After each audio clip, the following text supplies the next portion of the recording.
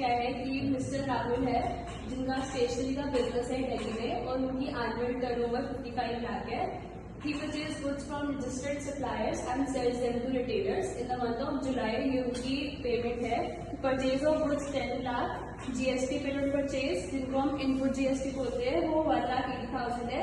Sales of goods taxable value 15 lakhs है और GST collected on sales output GST 18% of 2,70,000. So हमारा question है कि whether GST registration is compulsory. तो अगर रजिस्ट्रेशन आपका एनुअल टर्नओवर 40 लाख से ज्यादा होता है तो आपको GST फाइल करनी पड़ती है. और जैसे कि मिस्टर राहुल की 55 लाख है तो उनको GST रिपोर्ट रजिस्ट्रेशन करनी है. Second question, weather he can claim input tax credit. So ITC के सर्टेन कंडीशंस होते हैं, अगर वो फुलफिल है तो आपको ITC फाइल करनी पड़ती है. पहला कंडीशन है कि अगर वो एक रजिस्टर्ड सप्लायर से अपने सेल गुड्स खरीदते हैं.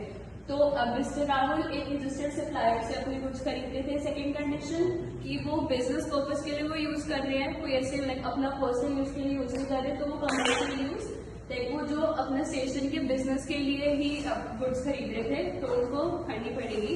ठीक है. एंड थर्ड कि वो GST फाइल करे. सेकेंड है नेट GST पेबल.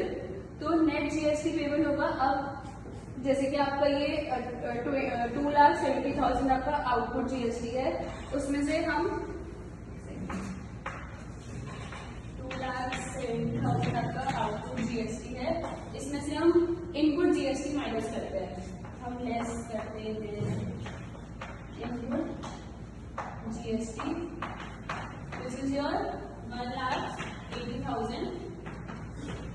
तो आपकी 90,000 आएगा नेट GST पेबल.